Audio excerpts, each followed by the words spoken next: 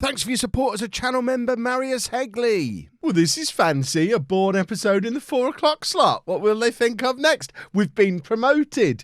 Bourne, Kev and Non-League to Legend, clever, different people, in case you were wondering. We're twins. We do a series each on this channel. I'm very proud to have been moved up into this slot. I've been working towards it for a long time. 5 episodes feels like a very long time. Let's face it, we're going to get this slot eventually anyway, because this series is going to go on for much, much longer than that one. If you are here looking for Non-League to Legend, though, remember, Christmas schedule started today. That'll be back tomorrow. This is good, though. If you haven't watched this yet, you should watch it. It's a lot of fun.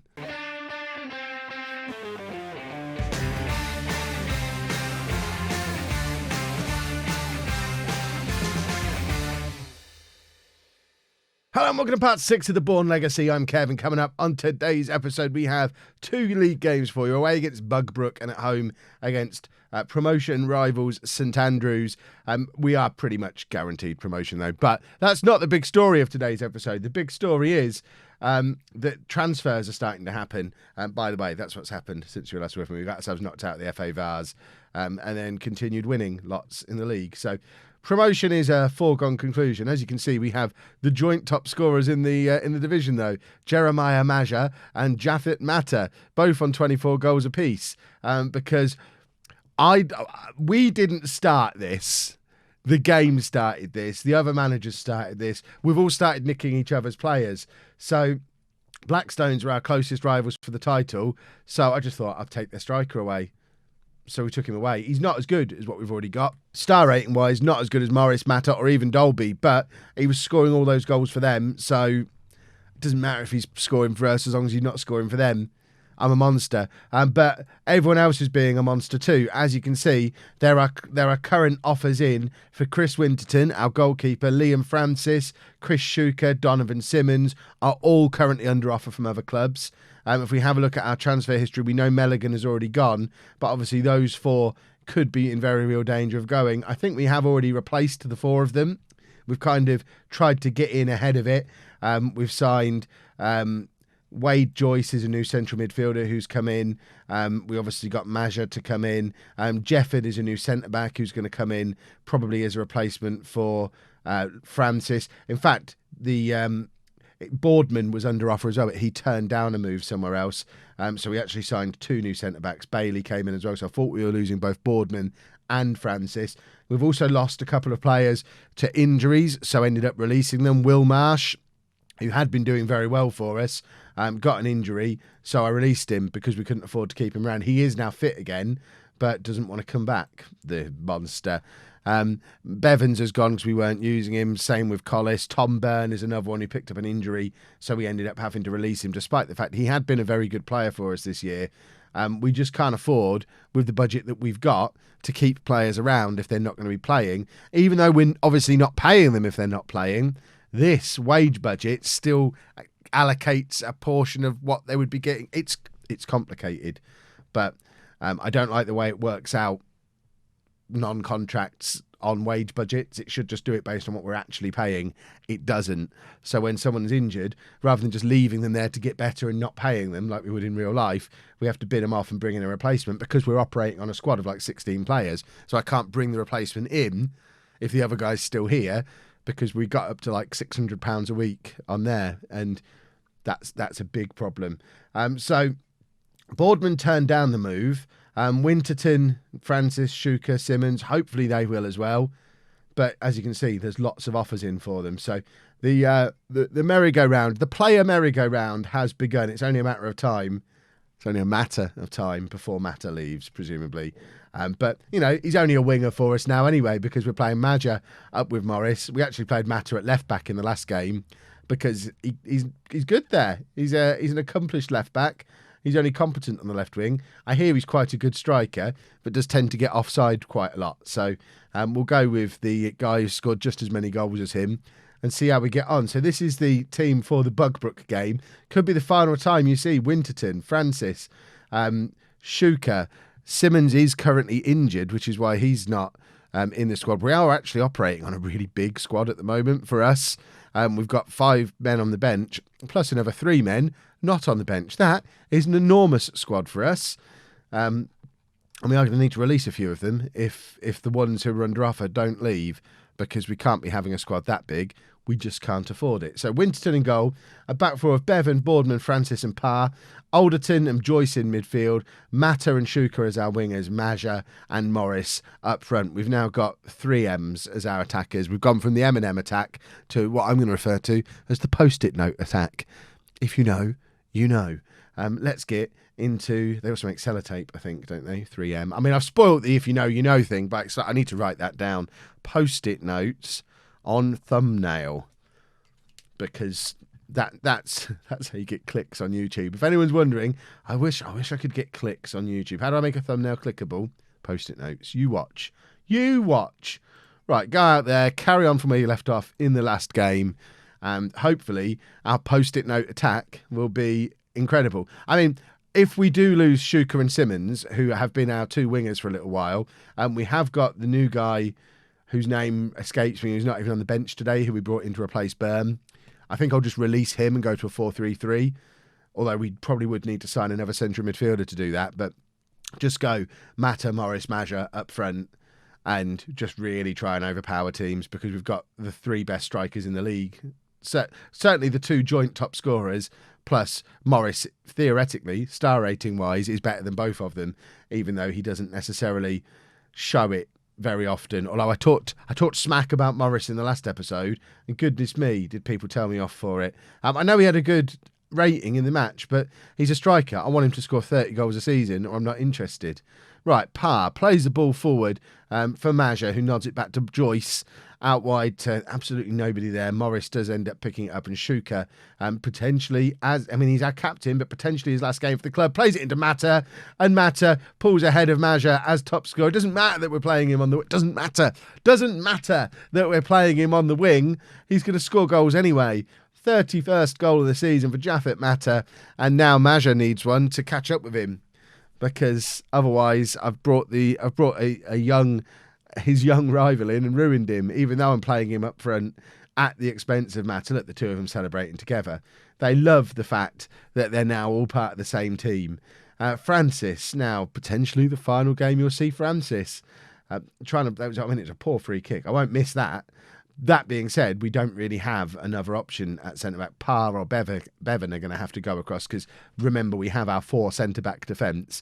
So if Francis does move on, we've obviously got the new ones that we brought in as well, but we could potentially shuffle things around, maybe bring Koo into the team, who's been waiting for an opportunity for ages.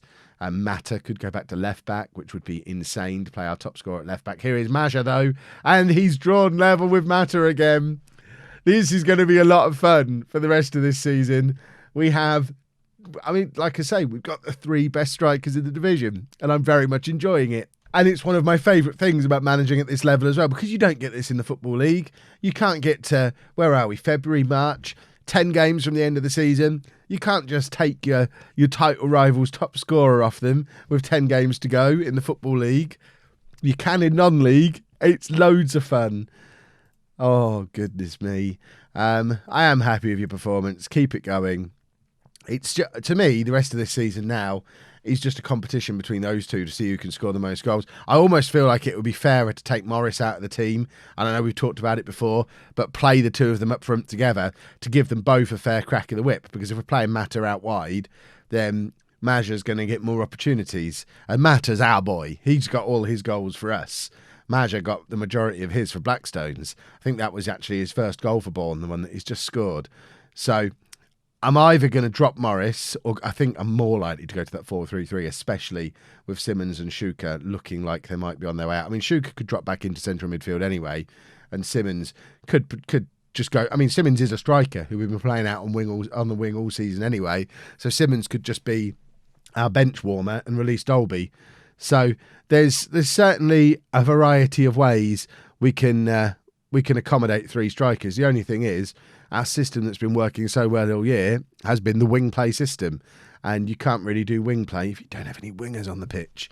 So it would mean adjusting the mentality and tactics and stuff a little bit more than just changing the shape. So I'm not desperate to do it if things continue to work like this. Mata plays it across to Alderton, who finds Maja, who's drifted wide. The other thing, of course, is have that thing set up where they rotate between each other during the game. In fact, can Maja play wide as well? Not really. I mean, he looked like he could, just then he drifted wide. He can be a makeshift winger. Yeah, I don't want I've never seen that before. Maybe not. Maybe we need to train him to play. They both need training to play on the left wing and then have them swapping during the match. And Morris, the one who doesn't score as many goals as either of them, can be the one who gets to play up front all the time. Because I trust star ratings more than what I see with my own eyes, clearly. I mean, look, he's the worst player in the team, again, Morris. And still, Mata has to play out on the wing. Shall we? I mean, we're 2-0 up. We could shuffle a few things around and try 3 up top for the rest of this game. Try doing it even without changing this stuff. Because Shuka can drop back in here. So we want him to stay as the ball-winning midfielder. He can just be a central midfielder. And we probably need to... We are making substitutions anyway, so we're going to take Joyce off for Mansuga. But he's better in that role. Shuffle those two around like that. And then, I guess, what I'm going to do is have a look at the 2 new centre-backs. Because we might be about to lose Francis and Boardman. Or certainly Francis. Boardman looks like he is going to be staying now. But I want to leave the 3 up front to see how they get on playing as a front 3. Because I don't remember the last time I did a flat front 3 in Football Manager. It's been a long time. Because you weren't allowed to for a little while because it was overpowered. So obviously I didn't because I'm a good boy. But I don't think it's over. I hope it's not overpowered anymore. Or else I've just been a naughty, naughty boy. But to be fair, I'm playing the 3 best strikers in the division up there anyway. I've got a reason. He's got a reason. He's signed the 3 best strikers and wants to play them all together. That's his reason. What is happening here? We've conceded a goal. Perhaps we can't play a 4-3-3. Bugbrooke St Michaels is the name of this team, which is a fantastic name for a team. If you're from Bugbrooke St Michaels, I assume that's the full name of the place. Neither of those sound like United or City. Let's get creative. Chris Parr's picked up an injury.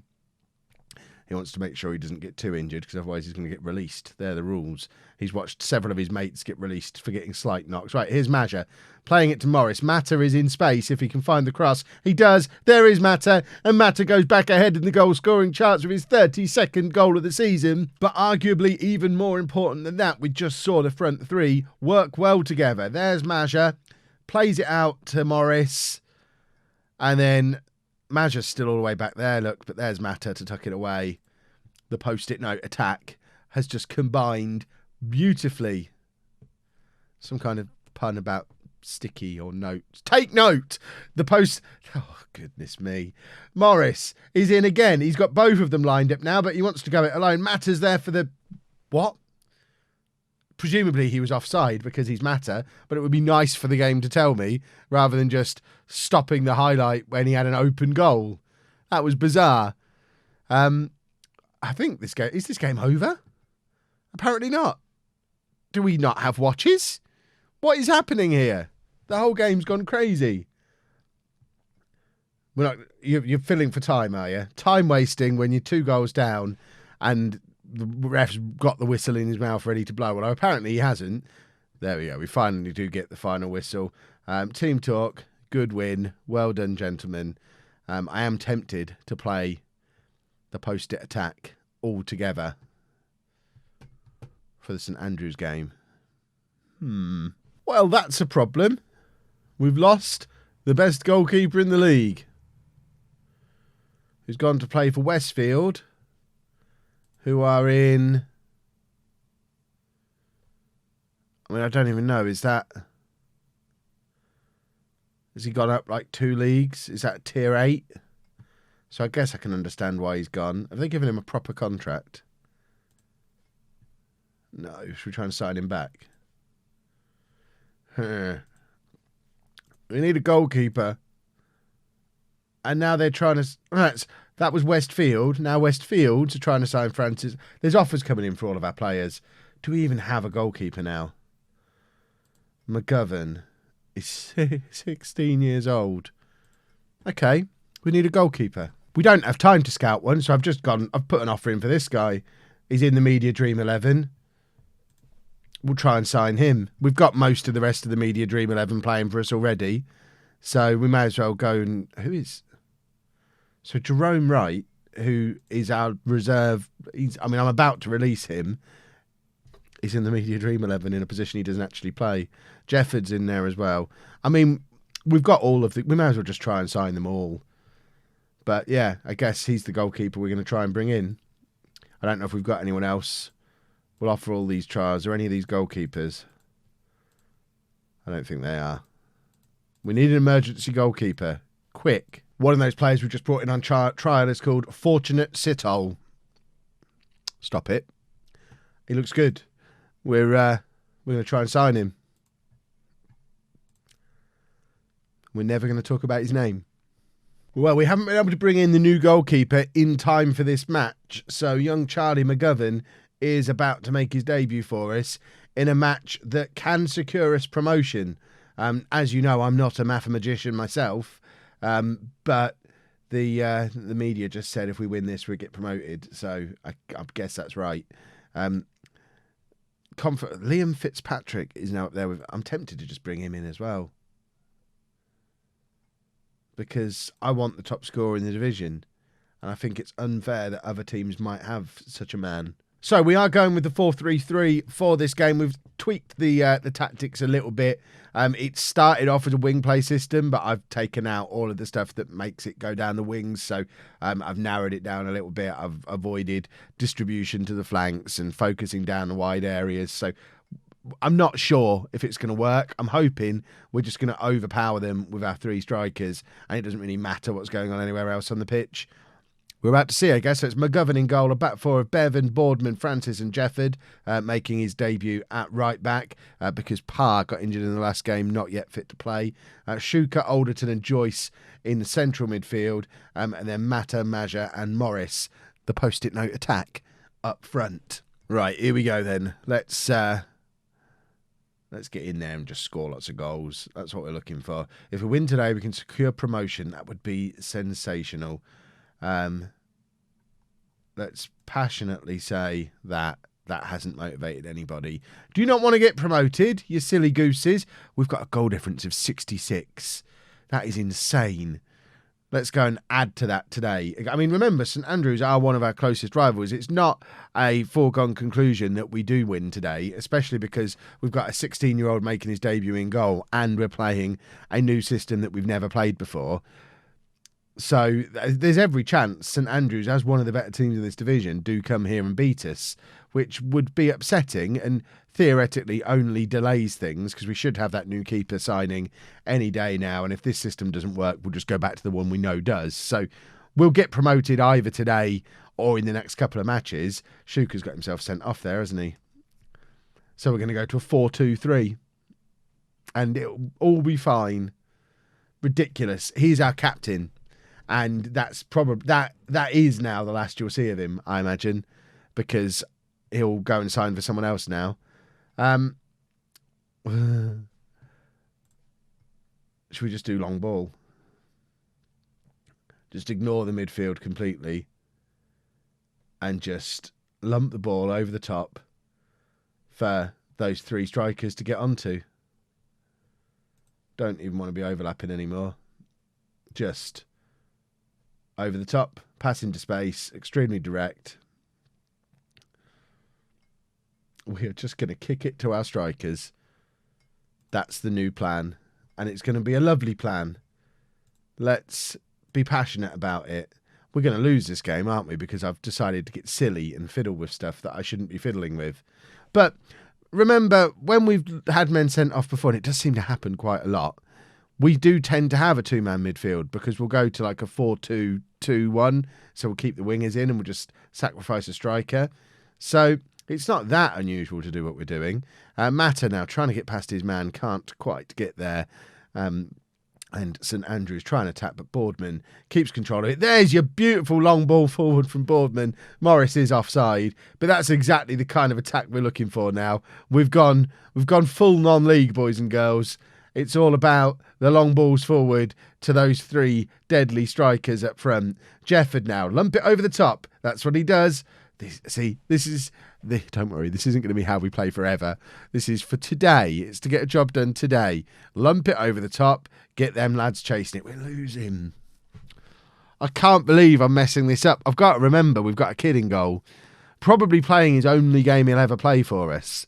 This is what happens when we go all season without a backup goalkeeper. Because we can't afford one. He's been sat on the bench all year.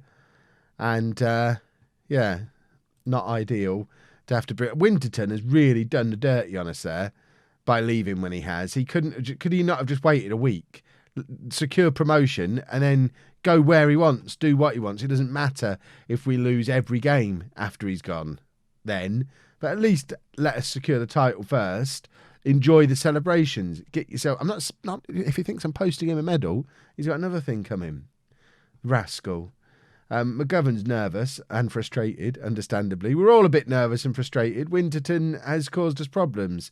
Alderton plays it back to Boardman, who lumps it forward. There you go. Another lump forward, and it's for Mata to chase. He's got Morris in the middle. Decided he didn't need him. He probably did, because he didn't score. So therefore, the other man might have scored, thus suggesting he needed him. Joyce takes the resulting corner, and it's headed clear, but only as far as Francis, but Francis doesn't know what to do with it. All right, it does end up back towards Joyce again via Bevan. Joyce is in a crossing position again, but doesn't manage to get the cross away. And I feel like this hasn't really worked today, this experiment. I'm showing off for you lot. I wouldn't have done this if you weren't watching. This is just me trying to look like, oh, look, he's doing something. Kev's not just cruising through to the end of the season. He's being creative. It's lovely. Don't be creative. Just win football matches. Alderton, ball over the top for Mata again. He's got Morris square of him, but again decides to go it alone when he probably should have squared that to Morris, who had an open goal ahead of him. But you can understand him being a little bit greedy. He wants that top scorer's medal. I assume it's a medal, a trophy, a plaque, a ceremonial handkerchief. I don't know what you get for being top scorer in this league. Probably nothing. You probably have to buy the first round when you celebrate the end of the season. So, he's only on £5 a goal. He can't afford a round with all the players. Imagine if everybody who's played this season came back for the promotion party. Mata goes bankrupt in those circumstances if he's top scorer. So he probably should let the youngster Maja do it. He who knows what kind of bonus he was on at Blackstone's. Presumably less than he's on with us, or he wouldn't have come. Unless he's here for the glory, for the promotion, which, to be fair, he would have got there as well. Maja is in, though, and I thought that had squeezed in, but it was not to be. We've had 3 clear-cut chances today and not scored. How are we not converting our clear-cut chances with the strikers that we've got in our team? I don't understand. We're creating opportunities, even though we're playing the most industrial football you've ever seen, but it's like the 3 strikers have got stage fright. I don't care for it. Right, we need to get aggressive. Where's your passion, lads? There you go. Now we're talking. Let's go attack him. Let's just get the ball forward and score some goals in this second half. Maja's motivated. Good. I want you to be motivated. But we're defending a corner here. Boardman does manage to head it sort of clear. Maja gets it the rest of the way, and Mata is now chasing. Not very enthusiastically, although he does end up with the ball. Mata is clear. Morris is square of him. Finally, he plays the pass across to him, and James Morris has got the equaliser. His 13th goal of the season. It's Mata and Morris. In fact, it's all 3 of them combining, because it's Maja who played the ball forward that Mata then chases. Does well to chase down his player, even though I mocked him for it a little bit. And despite not understanding the offside rule, knows that it's safe to play it to Morris there, who clearly does understand the offside rule, kept himself onside, grabs us the equaliser. It's game on, boys and girls. Right, now we need a winner from somewhere. I'm looking at the bench and I don't see the winner there. Joyce can come off for Mantsuga. I don't see Dolby or even Bailey, who can play as a striker, coming on and grabbing a winner. Koo can come on for Jefford. That will do for now. And it is us with the attacking throw, and it's with Bevan, who finds Alderton. He's got all of that firepower in front of him. Bevan with the cross finds Koo. Koo, I think he was trying to shoot. I don't know what he's thinking there.